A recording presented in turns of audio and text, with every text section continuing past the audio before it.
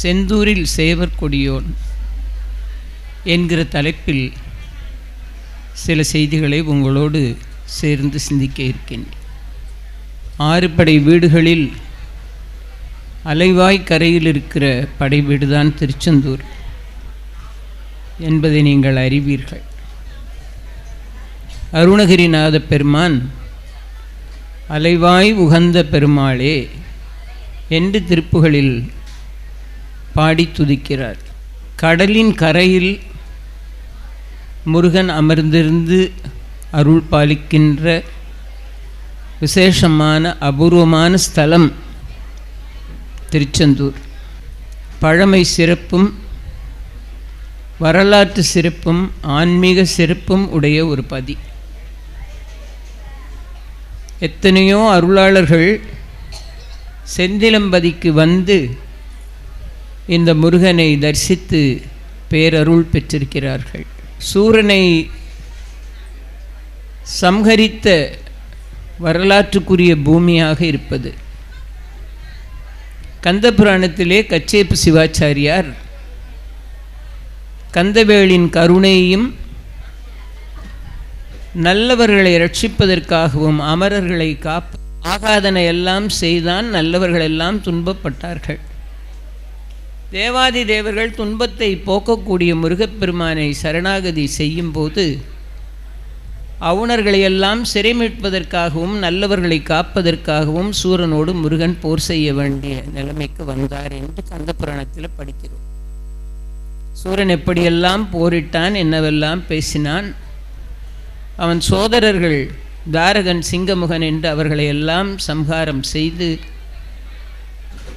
பிறகு சூரனை வீழ்த்த வேண்டிய சவாலான சூழ்நிலைக்கு முருகன் ஆட்பட்டார் என்று பார்க்கிறோம். முருகப்பெருமான் தேவாதி தேவர்களுக்காக தன்னோடு போரிட வந்திருக்கிறார் என்று தெரிந்ததும்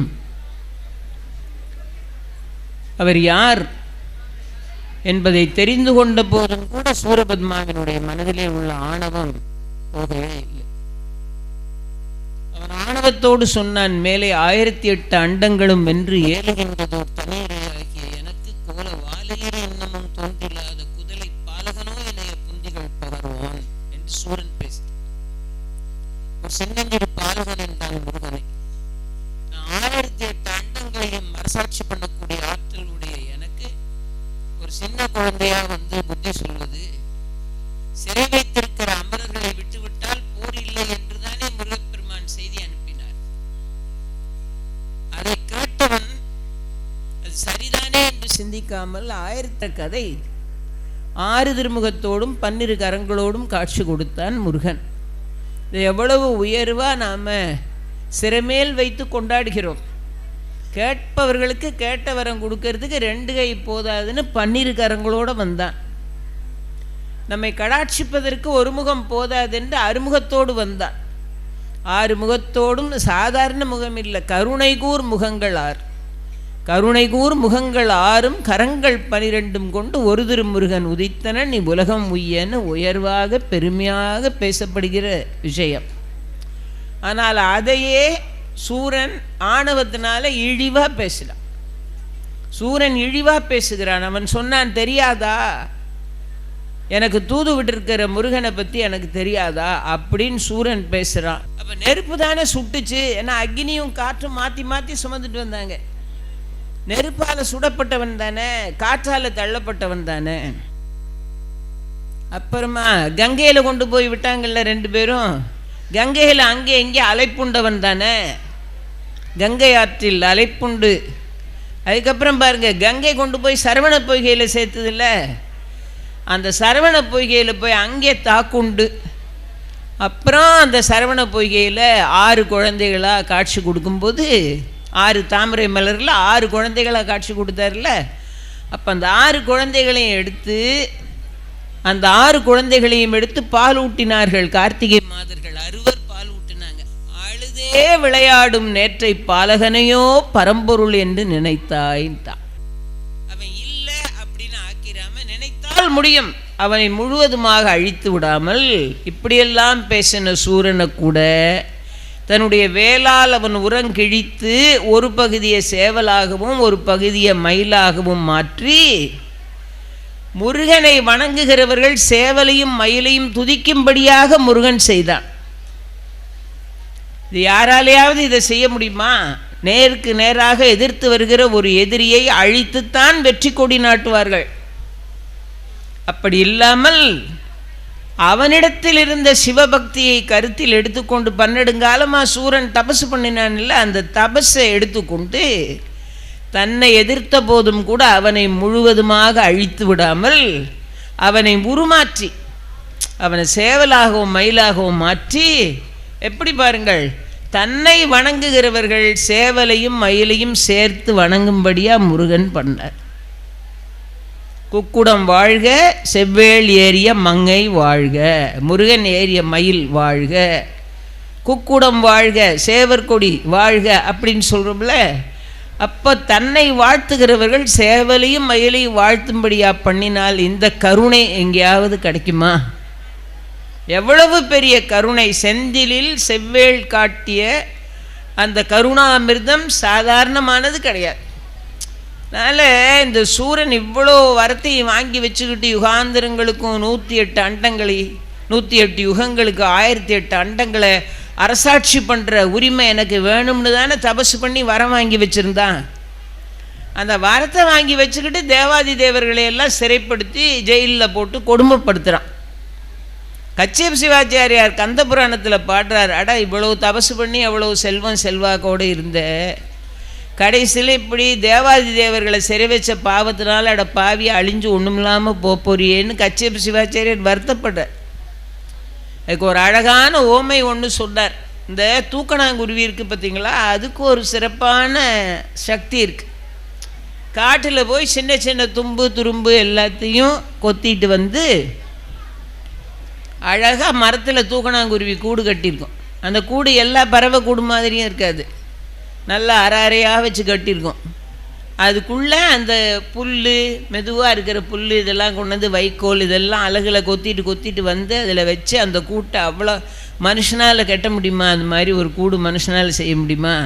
அவ்வளோ அழகாக அந்த கூடு கட்டி நல்ல நிழலான ஒரு இடத்துல அந்த கூடை கட்டும். ஏன்னா மழை வெயிலுக்கு அது பாதிப்பு வந்துடக்கூடாதுன்னு சொல்லி நல்ல நிழலாக இருக்கிற அடர்ந்த மரத்தில் அந்த கூடை கட்டி வாயால் கொண்டாந்து வைக்கோல் புல் இதையெல்லாம் சேர்த்து அவ்வளோ அழகாக இருக்கும் அந்த தூக்கணாங்குருவி கூடு. அதை கட்டிட்டு அந்த தூக்கணாங்குருவி வந்து காட்டில் போய் ஒரு வீடுன்னு இருந்தால் அதுக்கு விளக்குன்னு ஒன்று இருக்கணும்ல.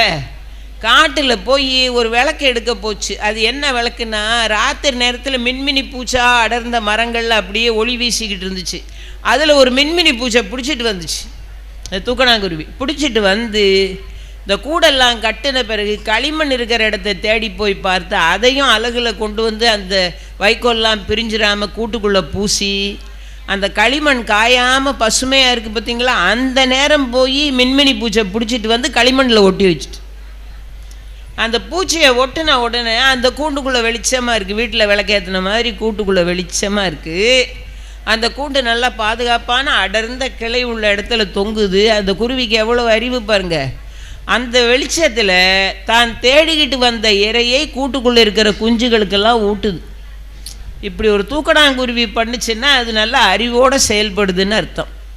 கச்சியப் சிவாச்சாரியார் சொல்கிறாரு, வேறொரு தூக்கணாங்குருவி இன்னொரு தூக்கணாங்குருவி என்ன பண்ணுச்சு, இதே மாதிரி கூடு கட்டுச்சு.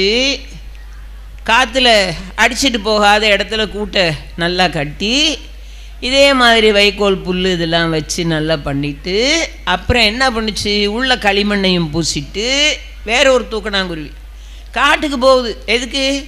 வெளிச்சத்துக்கு மின்மினி பூச்சை பிடிக்கிறதுக்கு போகுது. போனால் காட்டில் அந்த காற்றுல மரம் உராய்ந்து தீப்பிடிச்சிக்கிட்டு, தீப்பிடிச்ச பிறகு அந்த கங்கு இருக்குல்ல, தீக்கங்கு, அது தகதகன்னு ஒளி வீசி கிடக்குது கீழே. இந்த தூக்கணாங்குருவி போய் மின்மினி பூச்சை பிடிக்கிறதுக்கு பதிலாக அந்த தணல் இருக்குல்ல, அந்த கங்கு நல்லா மினுங்கிற மாதிரி இருக்குல்ல, அதில் ஒரு துண்டை எடுத்துகிட்டு வந்து கூட்டுக்குள்ளே ஒட்டி வச்சிடுச்சு. உள்ளே இருக்கிற குஞ்சுகள்லாம் சொல்லுது, தகதகன்னு வெப்பமாக இருக்கே அப்படின்னு. அதை ஒட்டி வச்ச உடனே ஒரு காற்று அடிச்சுது. அடித்த காற்றுல கூண்டும் எரிஞ்சு போய் குஞ்சுகளும் செத்து போய் தூக்கணாங்குருவியும் போயிடுச்சு. இந்த அறிவுள்ள தூக்கணாங்குருவி மின்மினி பூச்சை பிடிச்சி வச்சு தன் குழந்தைகளை காப்பாற்றிக்கிட்டு, இந்த அறிவில்லாத அவசரப்படுற தூக்கணாங்குருவி நெருப்பு துண்டை தூக்கி வந்து ஒட்டி வச்சு தானும் போய் குழந்தைகளையும் அழுது கூடும் போச்சு. இந்த சூரபத்மா கதை எப்படின்னா, இந்த நெருப்பு துண்டை தூக்கிட்டு வந்து ஒட்டி வச்சதில்ல, அந்த தூக்கணாங்குருவி கதை அப்படின்னு கச்சேபி சிவாச்சாரியார் சொல்கிறார். மெய் ஜோதி தங்கு சிறு கொள்ளி தன்னை விறகின்மை கொண்ட குறுகார் கச்சோதம் என்று கருதி குடம்பை தனில் வைத்து மாண்ட கதை போல அச்சோ எனப்பல் இமையோரை ஈண்டு சிறை வைத்த பாவம் அதனால் அச்சூரபத்மா முடிவெய்தும் நாளை இதனுக்கோர் ஐயமில்லை என்பாள். நெருப்பு துண்டை கொண்டாந்து ஒட்டி வச்ச பிறகு காத்தடிக்கிற இடத்துல அந்த கூடு பற்றிக்காமலா இருக்கும்? யாரை பகைக்கிறோங்கிற அறிவு இல்லையா சூரனுக்கு? என்ன ஆகப் போகிறான் என்று தெரியாமல் நெருப்போடு விளையாடின மாதிரி முருகப்பெருமானோடு விளையாடலாம் என்று நினைத்தானா என்று கச்சேப் சிவாச்சாரியார் சொல்கிறார். ஆனால் முருகன் அவனை அழித்து முழுவதுமாக இந்த செந்திலில் சேவர் கொடியோன் அவனை அழைச்சி முழுவதுமாக அழித்து அவனை சம்ஹாரம் பண்ணி தீயவன் அவனை சம்ஹாரம் பண்ணியாச்சு அப்படின்னு செய்யவில்லை. நாளைக்கு சம்ஹாரத்தில் நீங்கள் பார்க்க தானே போகிறீங்க சேவலையும் மயிலையும். இரு கூறுகளாக்கி அவன் உரங்கிழித்து இரு கூறுகளாக்கி அது உன்னை சேவலாகவும் உன்னை மயிலாகவும் மாற்றி சேவற்கொடியோன் வாழ்கன்னு சொல்கிறதுக்கு வழிவிட்டவன் முருகன். செவ்வேள் ஏறிய மங்கை வாழ்க அதுக்கு வழிவிட்டவன். அப்படியானால் தன்னை எதிர்த்தவனை கூட அனுகிரகம் பண்ணி அவனையும் தன்னை வணங்குகிற பக்தர்கள் வணங்கும்படியாக பண்ணிய பேர் அருளாளன் முருகன். இது நடந்தது வேறெங்கேயும் இல்லை, இந்த ஸ்தலத்தில் தான் நடந்தது. திருச்செந்தூர் ஸ்தலத்தில் தான் இந்த சிறப்பு நடந்தது. அருணகிரிநாத பெருமான் பாடி துதிக்கிறார், போற்றி மகிழ்கிறார். இங்கே தான் அவ்வளவு பெரிய வீரனாக இருக்கக்கூடிய முருகன் தன் கருணையினுடைய உச்சத்தை காட்டினான் சூரனுக்கு அருள் பாலித்ததன் மூலமாக.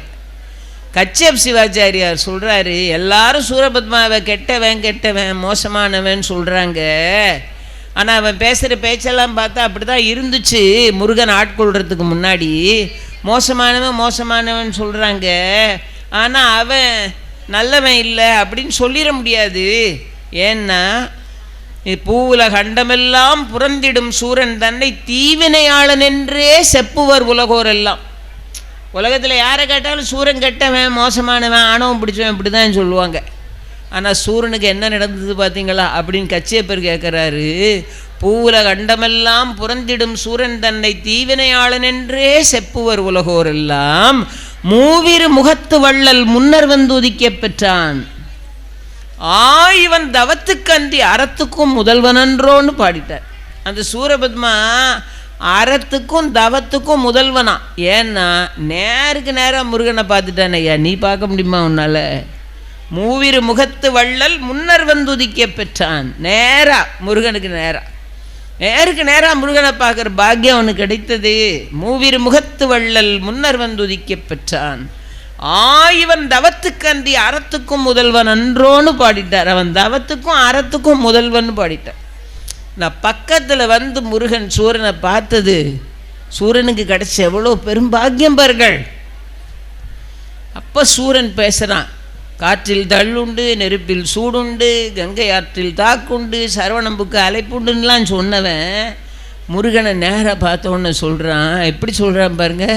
பார்த்த உடனே 1000 காமர் அழகெல்லாம் ஒன்று திரண்டு மேயின எனினும் செவ்வேள் விமலமாம் சரணந்தன்னில் தூய நல் எழிலுக்கு ஆற்றா. 1000 மன்மதனை கூட்டிட்டு வாங்க, அழகில் சிறந்தவன் அல்லவா. 1000 மன்மதனை கொண்டாங்க. 1000 பேரை ஒன்றா சேருங்க. ஒன்றா சேர்த்தாலும் 1000 மன்மதனின் அழகு இருக்கே அதுவும் ஈடாகாது. எதுக்கு? முருகனுடைய திருவடி அழகுக்கு. இதை பேசினவன் யாரு? சூரன். எப்போ பேசினா? முருகன் பக்கத்தில் வந்தவுடனே பேசினான், அருகில் வந்தவுடனே பேசினான், அருகில் வந்தவுடன் உணர ஆரம்பித்தான். தள்ளி இருக்கும்போது என்னென்னமோ சவால் விட்டான். அப்பேற்பட்டவனையும் ஆட்கொண்டு அருள் பாலித்த கருணையாளனாக இருக்கப்பட்டவன். அதனால்தான் கோடானு கோடி பேர் அவனுடைய திருப்பாதத்தை தேடி வந்து அவரிடத்தில் சரணாகதி பண்ணி கொள்கிறார்கள் என்றால் அதற்கு பெரிதும் காரணம் கந்தவேளின் கருணை. கந்தவேளின் கருணை தான் அதற்கு பெரிதும் காரணம். ரொம்ப அழகாக இந்த ஸ்தலத்தில் இந்த சேவற்கொடியோனை தேடி வந்து அடைக்கலம் புகுந்து அதன் மூலமாக ஓய்வு பெற்றவர்கள் நிறைய பேர் இருக்கிறார்கள். பக்கத்தில் 8 கிலோமீட்டரா மைலான்னு தெரியல, தூரத்தில் இருக்கிற ஊர் தான் குலசேகரன் பட்டினம். அங்கே வாழ்ந்தார் ஒரு பெரியவர், திருச்செந்தூரோடு அவ்வளவு தொடர்புடையவர். அப்போ செந்தில் காத்த மூப்பனார் என்கின்ற பெரியவர் தான் அந்த பகுதியினுடைய சிற்றரசர் போல இருந்து கொண்டிருந்தார். பிரிட்டிஷ்காரங்க அரசாட்சி பண்ண நேரம் சின்ன சின்ன பிரிவுகளாக தலைவர்களாக இருந்து ஆட்சி பண்ணிகிட்டு இருப்பாங்க. அந்த செந்தில் காத்த மூப்பனார் இடத்துல ஒரு அமைச்சரை போல நிலைமையில் இருந்தவர் தான் ஞானியார் என்று எல்லாராலையும் பெருமையாக அழைக்கப்பட்ட முத்தணைந்த பெருமாள் பிள்ளை. அது அவருடைய இயற்பெயர். அவர் ஞானியார், குலசை ஞானியார்னு சொன்னால் தான் எல்லாருக்கும் தெரியும். தினசரி இந்த முருகன் மேலே அவருக்கு இருந்த காதலும் பக்தியும் சாதாரணமானது கிடையாது. ஒரு நாள் அவரை வணங்காத நாள் வாழ்நாளில் வீழ்நாள் என்று நினைத்தவர்.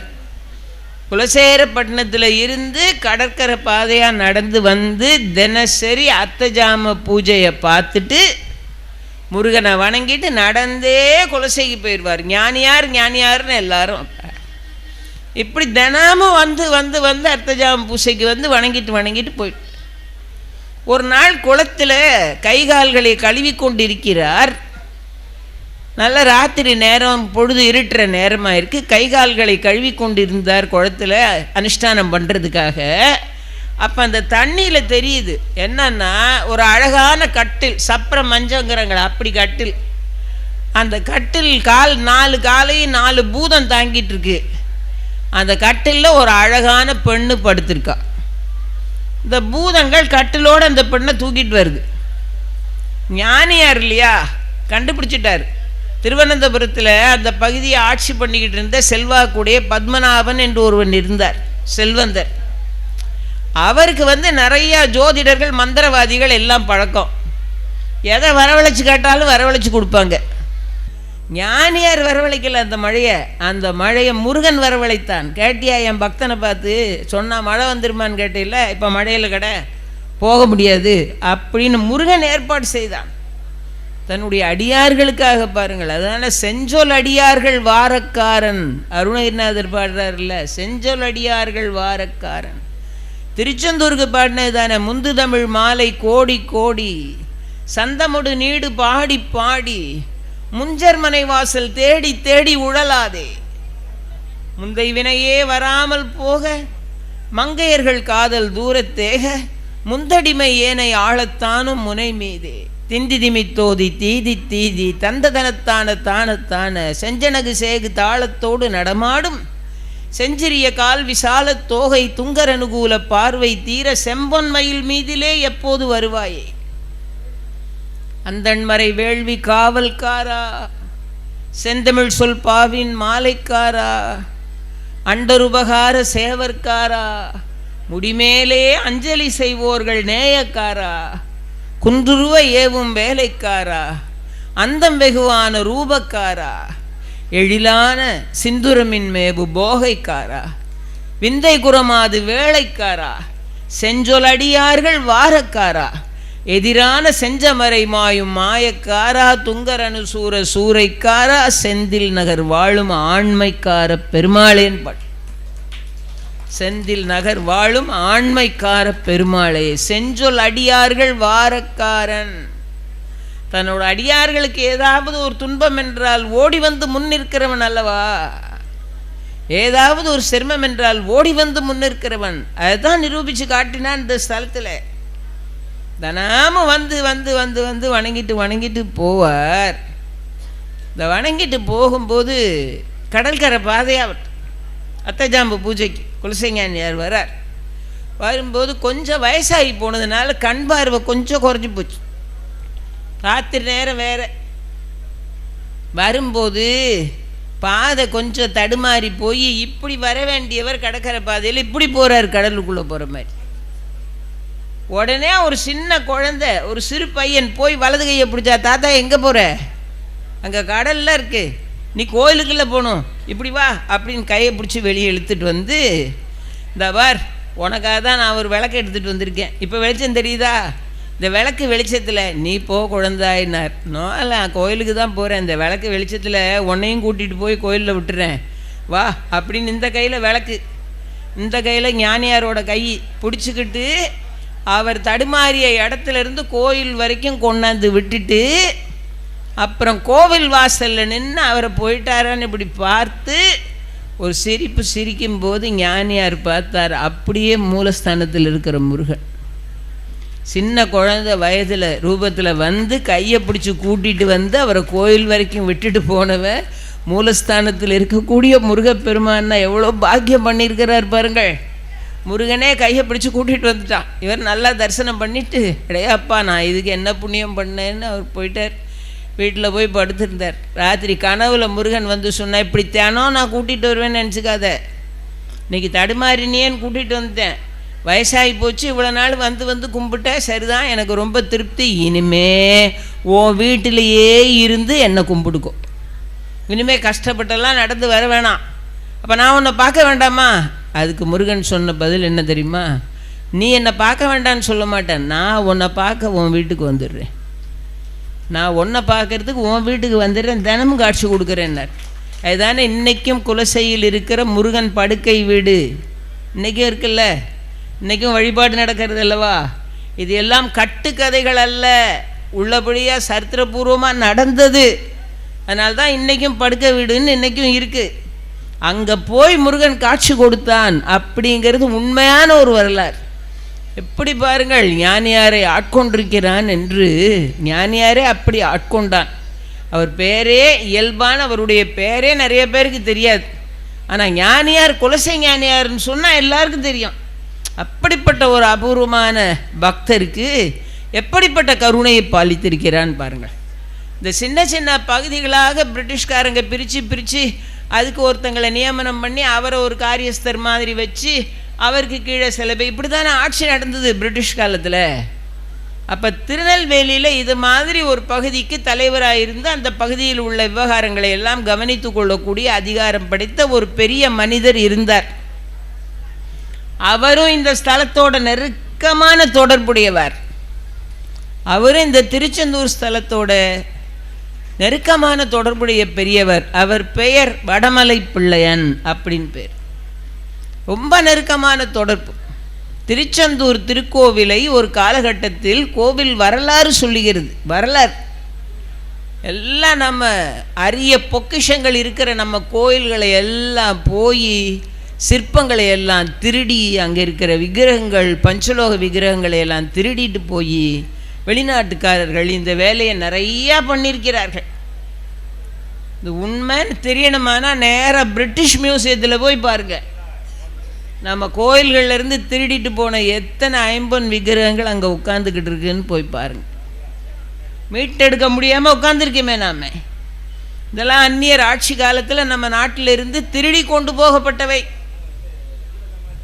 அவங்க அதை ஒரு கண்காட்சி சாலையில் மியூசியத்தில் வச்சுருக்கிறார்கள் அவர்கள், நம்முடைய வழிபடும் மூர்த்தியை. நாம் வாழ்கிற காலத்தில் இப்படி இருந்தால் அப்போ எப்படி இருந்திருக்கும்? டச்சுக்காரன் கோயிலாக போய் அடித்து கொள்ளையடித்து இருக்கிற செல்வத்தை எல்லாம் கொண்டு போனது பத்தாதுன்னு நம் தெய்வதங்களை எல்லாம் கொண்டு போனான். இப்படி கொண்டு போனவன் கண்ணை உறுத்துச்சு. திருச்செந்தூர் திருக்கோயில் வந்து அறுமுகவராக இருக்கிற ஆறுமுக நாயனாரை திருடி இருக்கிற முக்கியமான ஐம்பொன் சிலைகளை எல்லாம் திருடி கொண்டு இருக்கிற செல்வத்தை எல்லாம், கோயிலுக்குள்ளே இருக்கிற செல்வத்தை எல்லாம் சுருட்டிக்கிட்டு அதோடு போக வேண்டியதானே. அதுக்கு பிறகு நேராக வந்து மூலஸ்தானத்தில் இருக்கிற மூலவரை சிதிலப்படுத்திட்டு போட்டான், உடைச்சி போட்டு. மூலவரை எப்படி இருந்திருக்கும் பாருங்க. டச்சுக்காரன் போகிறான். அதுக்கு முன்னால் இங்கே வந்து கொள்ளையடிக்கிறதுக்கு முன்னால் எங்கே போய் கொள்ளையடிச்சான்னா திருநள்ளாறில் போய், அங்கே தர்பாரணேஸ்வரர் சிவன் கோயில் இருக்குல்ல, அங்கே போய் கொள்ளையடிச்சு. அங்கே போய் கொள்ளையடித்ததெல்லாம் அவனோட மரக்கலத்தில் கப்பலில் இருக்குது. அங்கே கொள்ளையடித்ததில் முக்கியமானது என்னென்னா நடராஜருடைய விக்கிரகம். நடராஜருடைய விக்கிரகத்தையும் கொள்ளையடிச்சிட்டான். எல்லாத்தையும் கொள்ளையடித்த பிறகு தான் இங்கே வந்திருக்கான். இப்போ இங்கே வந்து ஆறுமுக நாயனாரை தூக்கி அந்த மரக்கலத்தில் வச்சுட்டு மூலவரை உடச்சி சிதிலப்படுத்திட்டு வேண்டிய ஐம்பொன் சிலைகளை எல்லாம் திருடிக்கிட்டு போய்கிட்டு இருக்கான். மரக்கலம் போகுது கடலில். போகும்போது திடீர்னு காற்று, மழை, சூறாவளி தத்தளித்து எப்படி போகிறதுன்னு தெரியாமல் திணறாங்க கடந்து. அந்த கப்பலில் இருந்த ஒருத்தன் சொன்னால், நம்ம இவ்வளவு நேரமும் ஒழுங்காக தானே வந்துச்சு இந்த மரக்கலம், சரியாக தானே இவ்வளோ தூரம் ஓட்டிகிட்டு வந்திருக்கோம், இப்போ நம்மளை நகலை விடாமல் ஒரே புயலும் மழையும் காற்றுமா இருக்கே, உயிர் பழைப்பமான்னு சந்தேகமாக இருக்கே அப்படின்னு. அதை கேட்டுக்கிட்டு இருந்த இன்னொருத்தன் சொன்னால், இந்த 6 முகத்தோட ஒரு சிலை இருக்குல்ல, அதை தூக்கிட்டு வந்த பிறகு தான் நமக்கு இந்த சோதனை. அது வரைக்கும் நம்ம எல்லாத்தையும் எடுத்துக்கிட்டு ஒழுங்காக தானே வந்தோம், பேசாமல் அதை தூக்கி போட்டுருவோம், வேண்டாம் கடலில் போட்டு போயிடுவோம், அப்போ தான் காற்றும் கடலும் அடங்குன்னு ஒருத்தன் சொல்கிறான். உடனே அந்த திருட வந்த உங்களில் உள்ள தலைமை மாலுமி சொன்னால், அதை தூக்கி கடலில் போடு அப்படின்ட்டான். அதை தூக்கி கடலில் போட்டுட்டேன்னு சொல்லிட்டான் ஒருத்தன். திரும்பவும் காற்றும் மழையும் அடங்கவே இல்லை. உடனே அந்த சொன்னவன் வந்து பார்த்தா, ஏன்டா நான் சொன்னதை தூக்கி போட்டியான்னு வந்து பார்த்தா ஆறுமுகர் மரக்கலத்திலே தான் இருக்கார், போடலை. அவனுக்கு விவரம் தெரியாமல் அவன் மாற்றி திருநள்ளாறு நடராஜரை தூக்கி போட்டான். ஆறுமுகரை போடாமல் நடராஜரை தூக்கி போட்டிருக்கான். அதுக்கப்புறமா இவன் பார்த்தான், அந்த மாலுமி வந்து அருமுகவரை ஆறுமுக நாயனாரை தூக்கி புயலும் காற்றும் அப்போ தான் அடங்குன்னு கடலில் போட்டான். போட்ட பிறகு புயலும் காற்றும் கொஞ்சம் பரவாயில்லை, அவன் மரக்கலத்தை ஓட்டிகிட்டு போயிட்டான். இங்கே வந்து கோயிலை பார்க்குறாரு வடமலை பிள்ளையன் மூலஸ்தானம் இப்படி இருக்குது. அருமுகவர் ஷண்முகர் இல்லாமல் அவரோட சன்னதி இருக்குது. கோயிலெல்லாம் சிதிலப்படுத்தியிருக்காங்க. அவரால் தாங்க முடியவில்லை. புனருத்தாரணம் பண்ணுறது பெரிய வேலை. இப்போது மூலவர் இப்போ நாம் வணங்கிட்டு இருக்கோமே, அந்த பாலசுப்ரமணிய பெருமானுடைய அந்த மூலவருடைய திருவடிவத்தை உருவாக்கணும். அதை உருவாக்குறதுக்கு என்ன செய்யலாம்னு வடமலை பிள்ளையன் முயற்சி எடுத்து அவர் தபசு பண்ணி முருகனை வேண்டி, அப்புறமா அவருக்கு கனவுல கிடைக்கிது செய்தி என்னென்னா, தாமிரபரணி ஆறு, பொருணைன்னு ஒரு பேர் இருக்குல்ல தாமிரபரணிக்கு, பொருணை ஆற்றின் நடு பக்கத்தில், பொருணை ஆற்றுக்குள் சென்றால் ஒரு பகுதியில் ஒரு பெரிய பாறை இருக்குது. அந்த பாறையை அடையாளம் கண்டு அந்த பாறையை எல்லாரும் ஆச்சி பாறை என்பார்கள். அந்த பாறையை அடையாளம் கண்டு அதில் கல்லை எடுத்து திருவுருவ திருமேனியை செய்து முறைப்படி பிரதிஷ்டை செய்வாயா. 50 வருஷம் சிவபூஜை பண்ண பாறை. அந்த பாறையிலிருந்து கல் எடுத்து அதில் தான் மூலவருடைய விக்கிரகத்தை, அவ்வளவு அழகாக மூலவருடைய பூ எடுத்து ஈசனை பூஜை செய்கிற திருக்கோலம், அதான மூலவருடைய விக்கிரகம். பூ எடுத்து சிவனை பூஜை செய்கிற திருக்கோலத்தில் இருக்கிறார். இப்படி பூஜை செய்கிற மூர்த்தத்தில் பார்க்கறது ரொம்ப அபூர்வம். அப்படி அந்த அழகான திருவடிவத்தை உருவாக்கி அப்புறமா ஷண்முகரை பண்ணணுமே, ஷண்முகரையும் செய்கிறதுக்கு ஏற்பாடு பண்ணி அதுக்கு உரிய தகுதி வாய்ந்த உலோகத்தில் சிற்பம் பண்ணுகிறவர்களிடத்தில் ஏற்பாடு பண்ணி ஆறுமுகவரையும் பண்ணியாச்சு. நாள் நட்சத்திரம் எல்லாம் பார்த்து கொண்டாந்து கோயிலை சீர்திருத்தம் பண்ணி புனருத்தாரணம் பண்ணி அப்புறமா இந்த திருவடிவங்களை பிராண பிரதிஷ்டை பண்ணி அதை வந்து கோயிலில் எழுந்தருளை பண்ணக்கூடிய வேலையில் மும்முரமாக இருக்கார். அப்போ கனவுல வந்துட்டான் முருகன். கனவில் வந்த முருகன் சொன்னான், மூலவர் விக்கிரகம் சரிதான், ஆச்சிப்பாறையில் எடுத்து செஞ்சு எல்லாம் பண்ணி சரி. ஆனால் ஆறுமுக நாயனார் வந்து கடலில் வீசிட்டு போயிட்டான். அங்கே தான் இருக்கார். அவரே எடுத்து பிரதிஷ்டை செய். நான் கடலில் எங்கே போய் தேடுவேன்? திருக்கோயிலினுடைய கிழக்கு வாசலுக்கு நேராக ஒரு பிடி கடலில் பிடித்தால் வதனாம்பர தீர்த்தம்னு ஒரு தீர்த்தம் இருக்குது. அந்த தீர்த்த கட்டத்தில் போய் பார்த்தேயானா உனக்கு அடையாளத்துக்காக ஒரு எலுமிச்சம்பழ மாலை முதந்துக்கிட்டு இருக்கும். அந்த எலுமிச்சம்பழ மாலை மதக்கிற இடத்துல கடலில் மூழ்கக்கூடிய பயிற்சி உடையவர்களை உள்ளே போய் மூழ்கி பார்க்க சொன்னால் கையில் நான் தட்டுப்படுவேன். தூக்கி கொண்டாந்து வந்து அதையே தான் பிரதிஷ்டை செய்ய வேண்டும். அப்போ இவர் செஞ்சு வச்ச ஆறுமுக நாயனாரை வச்சுட்டு கடலில் மூழ்கக்கூடியவர்கள், முத்தெடுக்கிறவர்கள்லாம் கடலில் தானே மூழ்குவார்கள். அப்படி கடல் மூழ்கிகளை அழைத்து கொண்டு வந்து பார்க்குறார். வதனாம்பர தீர்த்த கட்டம் பக்கத்தில் பெரிய எலுமிச்சம்பழ மாலை அது. அந்த இடத்துல மூழ்க சொன்னால் பல முறை மூழ்கி மூழ்கி எழுந்த பிறகு கடைசியில் கையில் ஆகப்பட்டது எடுத்து காட்டுனா திருநள்ளாறு நடராஜர் விக்கிரகம். அதான் முதல்ல வந்துச்சு. நம்ம கோயிலில் தானே இருக்காது. கண்டெடுக்கப்பட்ட நடராஜரும் நம்ம திருக்கோயிலில் தான் இருக்கார். முதல்ல கையில் வந்தது அதுதான். அதை வாங்கி வச்சுட்டு, இல்லை ஆறுமுகத்தோடு முருகன் இருப்பான் தேடுங்க. திரும்பவும் உள்ளே புகுந்து புகுந்து பயங்கரமான முயற்சிக்கு பிறகு அருமுகவர் கையில் கிடச்சிட்டார். இப்போ அவர் தான் வணங்கிட்டு இருக்கோம் நம்ம. அதனால தான் பாருங்கள், அலங்காரம் பண்ணிவிட்டு முகத்தில் கொஞ்சம் அங்கே இங்கே சந்தனம் சாத்தியிருக்காங்கல்ல. ஏன்னா கடலுக்குள் ஆழ்கடலுக்குள் இருந்து கண்டெடுக்கப்பட்டவர் என்பதனால கொஞ்சம் மீன்கள் கடித்த இடமெல்லாம் இங்கே இருக்கும் முகத்தில். அதனால் அதில் சந்தனம் சார்த்தி இருப்பார்கள். அந்த ஆர்ம நயனாரை உள்ளே இருந்து கண்டெடுத்த நாள் இருக்கிறது பாருங்கள். அதைத்தானே இன்றைக்கு வரைக்கும் மாசி திருவிழான்னு சிறப்பாக கொண்டாடி கொண்டிருக்கிறோம். அதில் தானே சிவப்பு சாத்தி, வெள்ளை சாத்தி, பச்சை சாத்தி வந்து காட்சி கொடுத்துட்ருக்காரு. நானே மும்மூர்த்திகளுக்கும் ஒரே மூர்த்தியாக இருக்கிறவன் அப்படின்னு சொல்கிறதுக்காக சிகப்பு சாத்தி, வெள்ளை சாத்தி, பச்சை சாத்தி சப்பரத்தில் எழுந்தருளி வந்து ஆரோகணித்து நமக்கு காட்சி கொடுத்துக்கிட்டு இருக்காரே. அது கடலிலிருந்து சண்முகரை கண்டெடுத்து மீண்டும் பிரதிஷ்டை பண்ணிய சிறப்பைத்தான் நினைவுபடுத்தி கொண்டிருக்கிறோம். எவ்வளவு பெரிய விஷயத்தை இந்த ஸ்தலத்தில் வடமலை பிள்ளையன் எவ்வளோ பெரிய விஷயத்தை செய்திருக்கிறார் பாருங்கள். அவ்வளோ பெரிய கண்டெடுத்த ரத்தினமானவர் தான் சண்முக பெருமான். ஆர்ம நயனார்னு கொண்டாடுகிறோமே, நாம் இறங்கின உடனே வழிபாட்டுக்காக படிகளில் இறங்கிய மாத்திரத்தில் சண்முகரோட காட்சி தான். எல்லா கோயில்லையும் நீங்கள் என்ன செய்வீங்க? எல்லா கோயில்லையும் நீங்கள் படி ஏறி போவீங்க. படி ஏறி போய் சாமி கும்பிடுவீங்க இல்லையா? உண்டா இல்லையா? படி ஏறித்தானே போய் கும்பிடணும். படி ஏறி போய் கும்பிட்டுட்டு சாமியை வணங்கின பிறகு அதே படியில் இறங்கி வந்துடுவீங்க. ஏறி போய் பார்த்துட்டு பிராரம் சுற்றிட்டு இறங்கி வந்துடுவீங்க. இதுதான் மற்ற கோயிலில். ஆனால் உலகத்தில் ஒரு கோயில் இறங்கி போய் தான் சாமியை பார்க்கணும். இறங்கி போய் படிகளில் இறங்கி போய் பார்த்துட்டு, முதல்ல கண்ணில் படுறவர் சண்முகர், இறங்கி போய் பார்த்துட்டு அதுக்கப்புறம் நீங்கள் சாமியெல்லாம் கும்பிட்டுட்டு ஏறி ஏறி வந்துடுவீங்க. எவ்வளவு அற்புதம் பார்த்தீர்களா? என்ன பொருள் என்றால், தன்னை நோக்கி இறங்கி வருகிறவர்களை ஏற்றி விடுகிற முருகன். யாரெல்லாம் தன்னை நோக்கி இறங்கி வருகிறார்களோ அவர்களையெல்லாம் ஏற்றி விடுகிறவனாக இருக்கப்பட்ட முருகன். அதில் ரெண்டு கருத்துக்கு இடமே கிடையாது. ரொம்ப அழகாக நம்முடைய அருளாளர்கள் அனுபவித்திருக்கிறார்கள் இந்த ஸ்தலத்தில். எவ்வளவு பேர், கோடானு கோடி பேர் இன்றைக்கி வந்து கையெடுக்கிறார்கள். அந்த காலத்திலேயே எத்தனை பேர் அவனுக்கு பரிபூர்ண சரணாகதி பண்ணிட்டு அவன் அடிமைகளாக இருந்திருக்கிறார்கள். பகழிக்கூத்தர் அப்படின்னு ஒரு பெரிய பக்தர் இருந்தார். அவருக்கு ஊர் எதுன்னு கேட்டிங்கன்னா திருப்புல்லானி. அவரோட ஊர் திருப்புல்லானி, ஒரு வைணவ ஸ்தலம்.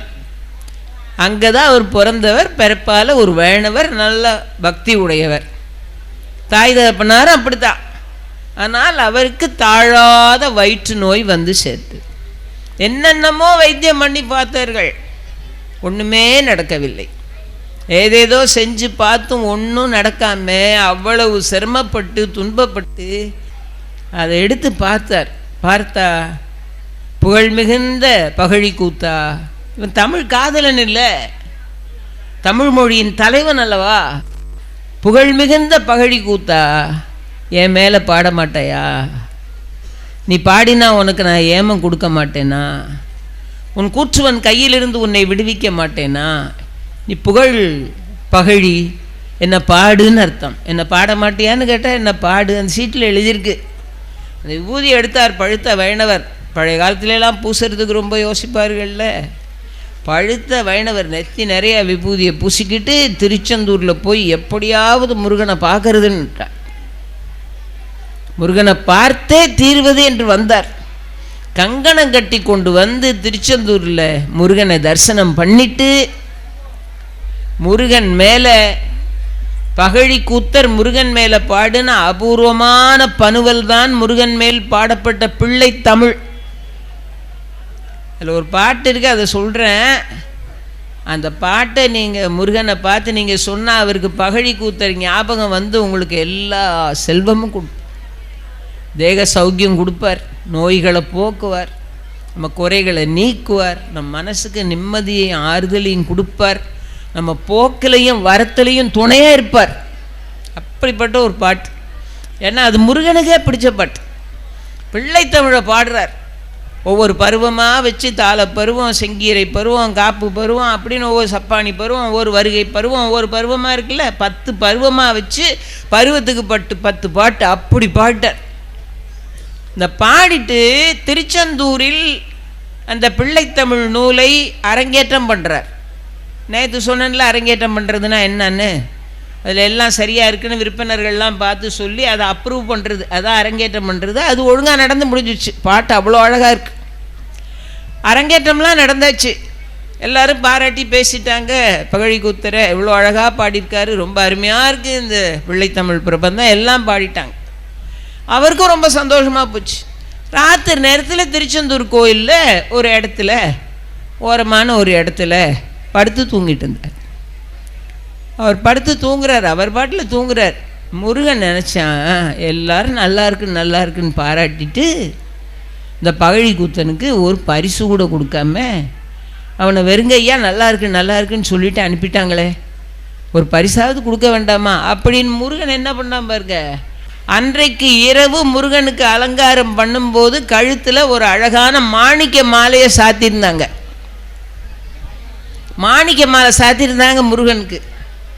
முருகன் என்ன செஞ்சார்னா இந்த மாணிக்க மாலையை கொண்டாந்து நேராக தூங்கிக்கிட்டு இருக்கிற பகழி கூத்தர் கழுத்தில் இதான் உனக்கு பரிசுன்னு போட்டு போயிட்டார். குமரகுருபரர் சொல்கிறார்ல, மீனாட்சி அம்மை பிள்ளைத்தமிழை பாடும்போது தொடுக்கும் கடவுள் பழம்பாடல்ங்கிற பாட்டை பாடும்போது மீனாட்சியை கழுத்தில் கிடந்த முத்து மாலையை கடத்தி கொண்டு வந்து பாடினவர் கழுத்தில் போட்டல்ல, அழகான பாட்டு. அம்பிகைக்கு பிடிச்சமான தொடுக்கும் கடவுள் பழம்பாடல் தொடையின் பயனே நரைபழுத்த துறைதீன் தமிழின் ஒழுகுனரும் சுவையே. தமிழ் அவ்வளோ செழுமையாக இருக்கும் அந்த பாட்டில். குமரகுருபரர் அகந்தை கிழங்கை அகழ்ந்து எடுக்கும் தொழும்பர் உளக்கோயிற்கு ஏற்றும் விளக்கே, வளர்சிமய இமய பொறுப்பில் விளையாடும் இளமன் பிடியே, எரிதரங்கம் உடுக்கும் புவனம் கடந்த ஒருவன் தன் திருவுள்ளத்தில் அழகொழுக எழுதி பார்த்திருக்கும் உயிரோவியமே, மதுகரம் வாய்மடுக்கும் குளர்காடு ஏந்தும் இளவஞ்சி கொடியே வருகவே, மலையத்வஜன் பெற்ற பெரு வாழ்வே வருக வருகவே. அவர் சன்னதியிலிருந்து பாடிட்டு இருந்தார். அம்பாள் சின்ன குழந்தை வடிவத்தில், அர்ச்சகர் பொண்ணு வடிவத்தில் வந்து நேராக என்ன செய்தாள், பக்கத்தில் திருமல நாயகர் இருந்து சாமி கும்பிட்டு இருந்தார். நேராக அவர் கழுத்தில் கிடந்த முத்து மாலையை கலத்திட்டு போய் குமரகுருபரர் கழுத்தில் போட்டாள். இதை அம்பாள் வந்து செஞ்ச சிறுமியாக அம்பாள் கழுத்தி போட்டா. அம்பாள் கொடுத்த முத்து மாலை பரிசு.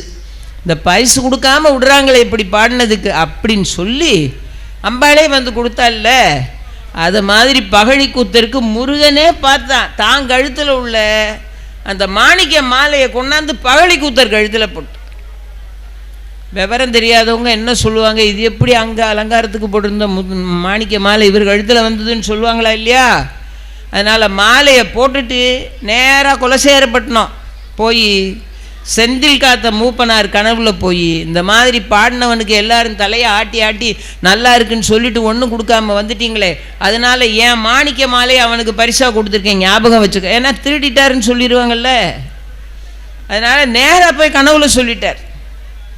இப்படி மாணிக்க மாலையை முருகனிடத்திலிருந்து பரிசாக பெற்றார். பழுத்த வைணவரான பகழி கூத்தர் பெரிய முருக பக்தர் ஆனார். ரெண்டாவது, அவரோட ஒட்டி இருந்த கடுமையான நோய், வயிற்று நோவு, கடுமையான நோய்.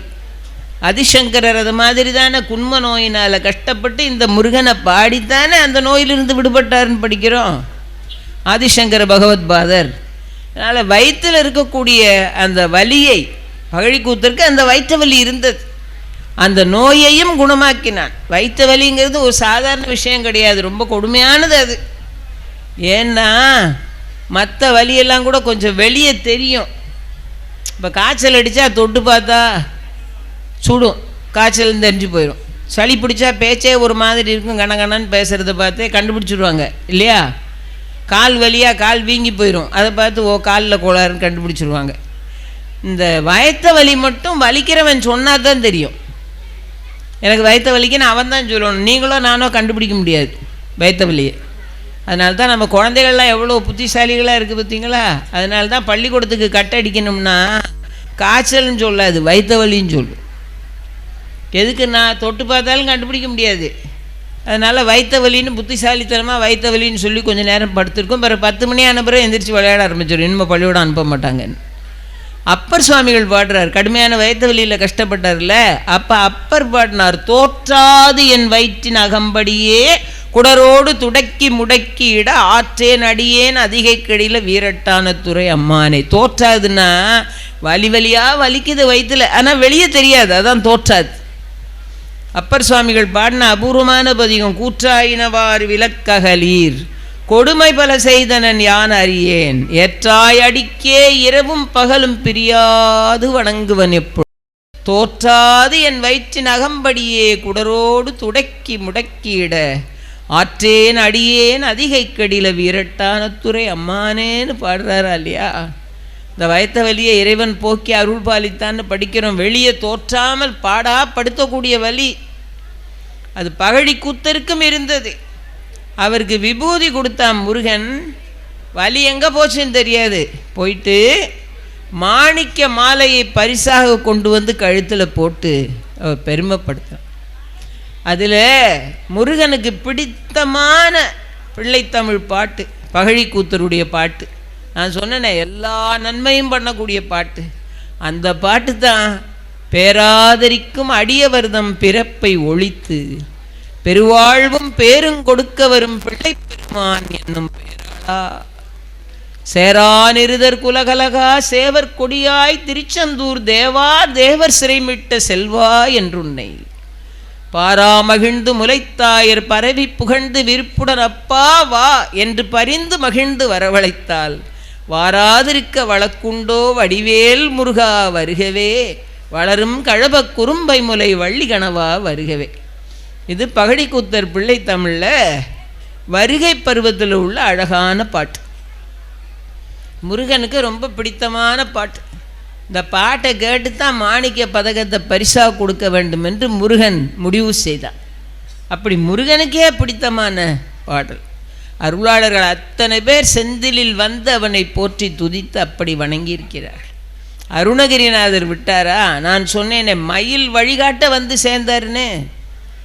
மயில் வழிகாட்டத்தானே காட்டு பகுதியாக இருந்திருக்கும் இந்த திருச்செந்தூர். மயில் வழிகாட்ட வந்து சேர்ந்தார். அவரும் திருச்செந்தூர் முருகனிடத்தில் தனியானதோர் ஈடுபாடு அருணகிரிநாதருக்கு இருந்தது. இல்லைன்னா பாட முடியுமா? எப்படி பாடுறார் பாருங்கள். செந்தில் கையிலை மாதிரி அப்படின்னு பாடுறார். இயலிசையில் உசித வஞ்சி கயர்வாகி அப்படின்னு தொடங்குகிற அழகான திருப்புகளில் கையிலை மலை அணைய செந்தில் பதிவாழ்வே கரிமுகவனுக்கு இளைய கந்த பெருமாளை. இப்போ கைலாசத்துக்கு நிகரானதுன்னு பாடுறாரு. கையிலை மலை அணைய செந்தில் பதிவாழ்வே முருகனை பாடுறார். இப்போ அந்த திருச்செந்தூர் இடத்துல அவருக்கு அவ்வளவு பெரிய ஈடுபாடு. அதனால தானே அலங்காரத்தில் அவன் கால்வட்டழிந்தது இங்கன் தலைமேல் அயன் கையெழுத்தே. தலையெழுத்து எழுதிட்டான், இனிமேல் அதை மாற்ற முடியாதுன்னு வருத்தப்படுறோமே. அந்த தலையெழுத்தையும் மாற்றக்கூடிய சக்தி படைத்த திருவடியை உடையவன்தான் செந்தூர் முருகன் அலங்காரத்தில் தெளிவாக பாடிட்டார்ல. அந்த தலையில் எழுதிட்டான், இனிமேல் அது என்ன செய்யுது? எழுத்துங்க, எழுதிட்டான், அழிக்கவா முடியும்? ஒரு தடவை எழுதுனது தான் அப்படின்னு தானே சொல்லுகிறார்கள். அது மண்டை ஓட்டில் எழுதிட்டான், அழிக்க முடியாது. எப்படி அழிக்க முடியும்? பிரம்மா எழுதின எழுத்து அப்படிங்கிறார்கள். அருணகிரியார் சொன்னார், அதெல்லாம் கிடையாது, அழிக்க முடியாதுன்னு என்ன இருக்குது? அதெல்லாம் கிடையாது. பென்சிலால் எழுதுனா ரப்பரால் அழிக்கலாம், மையால் எழுதுனா மை அழிக்கிற ரப்பர் இருக்குது, அதை வச்சு அழிக்கலாம். அதுலேயும் போக மாட்டேன்னுச்சுன்னா பிளேடை மெல்ல வச்சு லேசாக சுரட்டி எடுத்தால் அதையும் அழிக்கலாம். இப்படி எதாலெல்லாம் அழிக்கலாம் அப்படின்னு இருக்குல்ல. ஆனால் பிரம்மா தலையில் எழுதுனதை எப்படி அழிக்கிறது? அதை அழிக்கணும்னா அதுக்கும் ஒரு வழி இருக்குது. அதை அழிக்கணும்னா அதை அழிக்கக்கூடிய சக்தி உடையது முருகனுடைய திருவடி. அந்த திருவடியை உன் தலைக்கு மேலே சூடிக்கிட்டேயானா அங்கே பிரம்மா எழுதியிருக்கிற மோசமான எழுத்து அழிஞ்சு போகும். அழிஞ்ச பிறகு பிரம்மாவை கொஞ்ச நாள் குட்டி சிறையில் அடைச்சிட்டு பிரம்மாவுக்கு பதிலாக படைச்சாரா இல்லையா முருகன்? அதை மாதிரி பிரம்மா எழுத்தை அழிச்சிட்டு உனக்கு ஒரு நல்ல எழுத்து எழுதுவார். நீ பண்ண வேண்டியதெல்லாம் அவர் திருவடியை உன் சிரத்துக்கு மேலே வச்சுக்க. எவ்வளோ அழகாக அருணகிரிநாதர் சொன்னார். செயல்பட்டழிந்தது செந்தூர் வயல் பொழில், தேங்கடம்பின் மால்பட்டழிந்தது பூங்கொடியார் மனம், மாமயிலோன் வேல்பட்டழிந்தது வேலையும் சூரனும் வெற்பம், அவன் கால்பட்டழிந்தது இங்கன் தலைமேல் அயன் கையெழுத்தே. எவ்வளோ அழகாக சொல்கிறார் பாருங்கள். அவன் கால்பட்டழிந்தது என் தலைமேல் அயன் கையெழுத்து. திருச்செந்தூர் திருப்புகழ், திருச்செந்தூருக்கு 84 பாட்டு பாடியிருக்கார். திருச்செந்தூருக்கு, பழனிக்கு 100, திருச்செந்தூருக்கு 84. அதில் திருச்செந்தூர் ஸ்தலத்துக்கு பாடினதில் ஒரு முக்கியமான பாடல் மனுஷனோட வாழ்க்கையை அப்படியே வடிவமைச்சு காட்டுது. நல்லா அழகாக டக்கு டக்குன்னு நடந்து போயிட்டு இருப்பான். நல்லா கைகளை வீசி டக்கு டக்கு டக்கு டக்குன்னு நடந்து போவான். நல்லா ஸ்ட்ரெயிட்டாக நடப்பான். முதுகு தண்டு நல்லா ஸ்ட்ராங்காக இருக்கும். முடி நல்லா கருப்பாக இருக்கும். பல்லு நல்லா இருக்கும். அவ்வளவு சந்தோஷமாக இளமையாக சக்தியோடு நடப்பான், உட்காருவான், வேலை செய்வான், போவான், வருவான். அப்போ அழகாக இருக்குது. அவர் தலைமுடியை பாரு, கருகருன்னு எவ்வளோ அழகாக இருக்குது. எப்பவும் இப்படி தான் நிமிர்ந்து தான் நடந்து போவார் அப்படிம்பார்கள். தோல் எவ்வளோ உயரமாக இருக்குது, பல் எவ்வளோ நல்லா இருக்கு, அப்படி பேசுவார்கள். அந்த காலமெல்லாம் மலையேறி போய் நல்லா இருந்தவருக்கு என்ன ஆகுது, வயசு மேலே போகுது. வயசு மேலே போனால் வயிறு ஒரு பக்கமாக சரியுது, தலைமுடி கருப்பாக இருந்தது வெள்ளையாகுது, பல்லு ஆட ஆரம்பித்து 4-5 விழுந்துட்டு, முதுகு ஸ்ட்ரெயிட்டாக இருந்தது வளையுது. அப்புறமா நடந்து போகும்போது ஒரு சப்போர்ட்டு தேவைப்படுது, ஒரு வாக்கிங் ஸ்டிக்கை பிடிக்க வேண்டியது. நடந்து போகும்போது 4 பெண்கள் பார்த்தாங்க. இவர் 30 வருஷத்துக்கு முன்னால் பார்த்துருக்கணும், எப்படி இருப்பார் தெரியுமா, இப்படி ஆகிட்டார் அப்படிங்கிறாங்க. அது காதில் விழுந்தும் விழாமல் பாதி காது செவிடாயிட்டு. இவர் போகிறாரு, அந்த பெண்கள் சொல்கிறாங்க. உடனே இவர் கேட்குறாரு, என்ன சொல்கிறீங்க அப்படிங்கிறாரு. என்ன பாதி காது கேட்கலையே, நீ யாருமா அப்படிங்கிறாரு. ஏன்னா கண்ணும் சரியாக தெரிய மாட்டேங்க, பாதி ஒழி போச்சு. அப்புறமா உடம்புல நோய் வந்துட்டு மருந்து கொடுக்கறதுக்கு வைத்தியர் வரார், கொடுத்தா பலிக்க மாட்டேங்க, உடம்பெல்லாம் வேதனையாக இருக்குது. இப்படி கஷ்டப்படுறவர்கிட்ட வந்து பிள்ளைங்கள்லாம் சுற்றி நின்றுக்கிட்டு சீக்கிரமாக சொல்லுங்கள், என்னென்ன எங்கெங்கே வச்சுருக்கீங்க சொல்லுங்கன்னு பிள்ளைங்கள்லாம், ஏதாவது கடன் இருக்கா, சொத்து இருக்கா, இருந்தால் என்னென்னு இப்போமே சொல்லிடுங்கன்னு பிள்ளைங்கள்லாம் வந்து தொந்தரவுப்படுது. அவருக்கு சொல்கிறதுக்கும் முடியலை, பேச்சும் நின்று போச்சு. அப்புறம் ஆவியே போச்சு. அப்புறம் மனைவி வந்து விழுந்து கதறி துடிக்கிறா, அவள் அழுதா. யமபடர்கள் வந்துட்டாங்க. இந்த நிலைமையில் அவர் இருக்கார். அந்த நேரத்திலையும் இது மாதிரி ஒரு நிலைமை எனக்கு வந்தால், அருணகிரியார் சொல்கிறார் பாருங்க, நமக்கு சொன்னது, அந்த நேரத்திலையும் உன்னுடைய திருவடிகள் என்னை காப்பாற்றணும். உயிர் மங்கு பொழுது கடிதே மயிலின் மிசை வர வேணும்னார். இந்த பாடலை மட்டும் சொல்லி முடிக்கிறேன். தொந்தி சரிய மயிரே வெளிர நிறை தந்தம் அசைய முதுகே வளைய ஒரு கை தடிமேல் வர மகளிர் நகையாடி தொண்டு கிழவன் இவன் யார் என இருமல் கிண்கிணென உரையே குளரவிழி துஞ்சு படவே குருடுபடு செவியாகி வந்த பிணியும் அதிலே விடையும் ஒரு பண்டிதனும் மெய்யுறு வேதனையும் இளமைந்தர் உடைமை கடன் ஏது என முடுகு துயர் மேவி மங்கை அழுது விழவே யமபடர்கள் நின்று சருவ மலமே ஒழுக உயிர் மங்கு பொழுது கடிதே மயிலின் மிசை வர வேணும். எந்தை வருகரகு நாயக வருக மைந்த வருக மகனே வருக எண்கண் வருக எனது ஆறுயிர் வருக இங்கு வருக முலை உண்க வருக மலர் சூடிட வருக என கோசலை புகழ வருமாயன் சிந்தை மகிழும் அருகா குறவரிள வஞ்சு மருவும் அழகா அமரர் சிறை சிந்த அவுணர் சிறை வேரோடும் அடியே அடுதீரா திங்கள் அரவு நதி சூடிய பரமர் தந்த குமர அலையே கரை பொருத செந்தில் நகரில் இனிதே மருவி வளர் பெருமாளே. அருணகிரிநாதர் பாடி துதிக்கிறார். உயிர் மங்கு பொழுது கடிதே மயிலின் மிசை வரவே. செந்திலின் பெருமை வார்த்தையால் சொல்லி நிறுத்தக்கூடியது அல்ல. கடலளவா என்றால் இல்லை, அதைவிட மேல். வானளவா என்றால் அதைவிடவும் மேல். அண்டமளவா என்றால் அதைவிடவும் மேல். ஏதோ ஒரு துளியைத்தான் அனுபவிக்கிற சக்தி நமக்கு இருக்கிறது. அந்த ஒரு துளியை 1 மணி நேரமாக நாம் அனுபவித்திருக்கிறோம் என்று சொல்லி, இந்த நிகழ்வின் உபயதாரர்களாக இருக்கிற ஏவிஎம் ஜுவல்லர்ஸ் உரிமையாளர்கள், ஏவிஎம் நகை மாளிகை, ஏவிஎம் மாரிமுத்து நாடார் சன்ஸ் குடும்பத்தார், ஏவிஎம் தேங்காய் எண்ணெய் உரிமையாளர்கள், உபயதாரர்கள் என்கிற முறையில் 5 நாளுக்கும் உபயம் செய்திருக்கிறார்கள். அவர்களுக்கு திருக்கோயில் சார்பாகவும் என் சார்பாகவும் நன்றி பாராட்டி முருகப்பெருமானின் பேரருளை அள்ளி கொண்டு செல்வதற்காக பெருந்திரளாக நம்பிக்கையோடு வந்திருக்கிற பக்தர்களாகிய உங்கள் திருவடிகளை பணிந்து பொறுமை காத்து செவிமடுத்த உங்கள் அனைவருக்கும் என் நன்றியும் வணக்கத்தையும் தெரிவித்து கொண்டு விடைபெறுகின்றேன். நன்றி, வணக்கம். ஆறு தடந்தோள் வாழ்க, அறுமுகம் வாழ்க, வெற்பை கூர்சை தனிவேல் வாழ்க, குடம் வாழ்க, செவ்வேளேறிய மங்கை வாழ்க, ஆனிதன் அணங்கு வாழ்க, மாறில்லா வள்ளி வாழ்க, வாழ்க சீரடியார். ஹரஹர நம பார்வதி பதையே. தென்னாடுடைய சிவனே போற்றி, நாட்டவர்க்கும் இறைவா போற்றி, வெற்றிவேல் முருகனுக்கு அரோகர. செந்தூரில் சேவற்கொடியின் பொருளை அருமையாக உரையாற்றி சென்றார்கள். தூத்துக்குடியிலிருந்து வருகின்ற அம்மையார் திருமதி இளம்பரை மணிமாறன் அவர்கள் அருமையாக சொற்பொழிவு ஆற்றிய அம்மையார் அவர்களுக்கும் அருமையான தருணத்தில் உபயமளித்த உபயதார் ஏவிஎம் நகை மாளிகை உரிமையாளருக்கும் திருக்கோயில் நிர்வாகத்தின் சார்பாக நன்றி கலந்த வணக்கங்களையும் பாராட்டுகளையும் தெரிவித்துக் கொள்கிறோம். உங்கள் வியாபாரத்தை இன்னும் மேம்படுத்த விளம்பர வண்டி தேவைக்கு எங்களிடம் அணுகவும் 9443554244.